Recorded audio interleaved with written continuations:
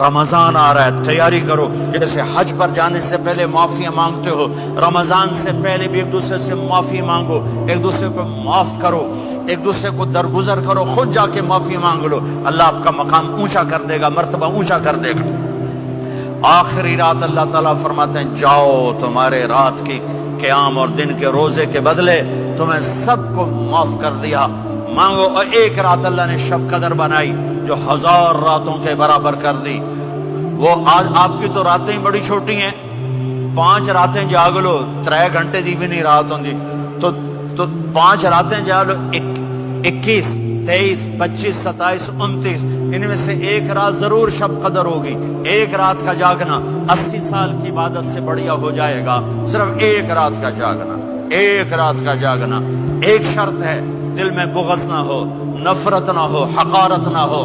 کسی مسلمان کو حقیر نہ جانو، بلکہ کسی انسان کو حقیر نہ جانو، تو آپ کی بندگی اللہ کی بارگاہ میں پہنچ کر آپ کے مقام کو اونچا کر دیں گی. تو عبادات میں ایک نماز ہے، پھر ایک روزہ ہے، پھر زکوٰۃ اور حج مالدار لوگوں کا فریضہ ہے، غریبوں کا نہیں ہے، متوسط طبقے کا نہیں ہے. تو عبادات کا جو نصاب ہے بڑا مختصر ہے. 5 نمازوں پہ کتنا وقت لگتا ہے؟ روزے سال کے بعد آتے ہیں، گنجائش ہے، بیمار ہو بعد میں رکھ لو، مریض ہو بعد میں رکھ لو. زکوٰۃ سارے سال میں کسی وقت دے دو، حج زندگی میں کب کسی وقت کر لو. یہ ایک چھوٹا سا نصاب ہے.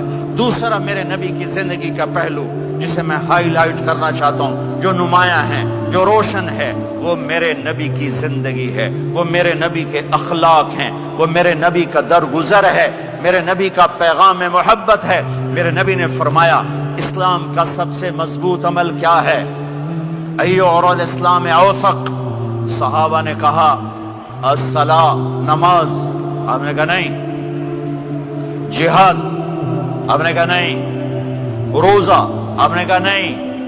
حج. آپ نے کہا نہیں. اسلام کا سب سے مضبوط عمل کیا ہے؟ صحابہ. نماز. جی نہیں. جہاد نہیں. روزہ نہیں. حج نہیں. اچھا یا رسول اللہ پھر کیا ہے؟ سنو غور سے، توجہ سے.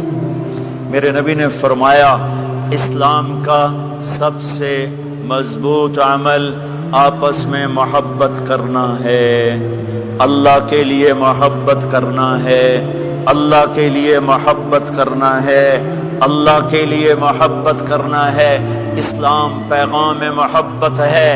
میرے نبی کی زندگی محبت کی پوری تصویر ہے. کسی سے نفرت نہیں، بغض اللہ کے لیے، محبت اللہ کے لیے. یہ اسلام کا سب سے مضبوط عمل ہے. میرے بھائیوں، میری بہنوں، اب دور دراز جگہ میں ہو، اب آپ یہیں کے، جن کے پاس پاسپورٹ ہیں وہ یہیں کے شہری ہیں. یہ آپ کا دیس ہے، یہ آپ کا وطن ہے. اسے محبت سے بھرو. پاکستان کی نفرتیں یہاں نہ زندہ کرو، ہندوستان کی نفرتیں، بنگال کی نفرتیں یہاں مت زندہ کرو.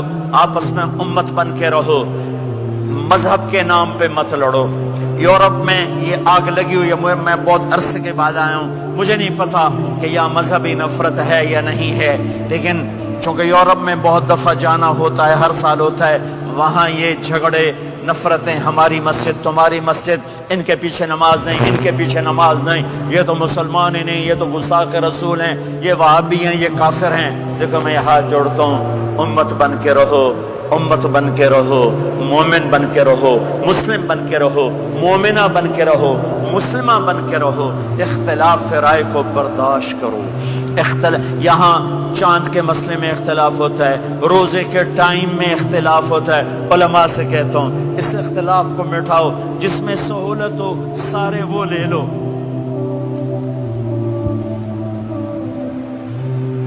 امت میں تفریق نہ پیدا کرو. یہ علماء کے سامنے ہاتھ جوڑتا ہوں، جس میں امت کو زیادہ سہولت ہو. ما خیر بین امرین الا اختار ایسرہما. 2 کام جب میرے نبی کے سامنے ہوتے تھے، جو مشکل ہوتا تھا چھوڑ دیتے تھے، جو آسان ہوتا تھا لے لیتے تھے. تو میرے بھائی بہنوں، یہ مذہب کی نفرت پاکستان میں، بنگلہ دیش میں اور انڈیا میں آگ لگی ہوئی ہے. امت بن کے رہو، امت بن کے رہو. اگر آپ اور میرا مسائل میں اختلاف ہے تو یہ ہماری محبت کو نہ ختم کرے، ہمارے تعلق کو نہ ختم کرے، ہماری نفرتیں نہ پیدا ہوں۔ اختلاف ہے، شروع سے تھا، آج بھی ہے، آئندہ بھی رہے گا، لیکن اللہ کے واسطے، اللہ کے واسطے، اللہ کے واسطے اس کو محبت میں بدلو، اس سے محبت میں بدلو، اس سے محبت میں بدلو۔ اختلاف رائے کو برداشت کرو، مذہب کے نام کی نفرت کو ہوا نہ دو، ہوا نہ دو، اس کو ٹھنڈا کرو، اس پر پانی ڈالو، اسے بھڑکاؤ نہیں، اس پر پانی ڈالو۔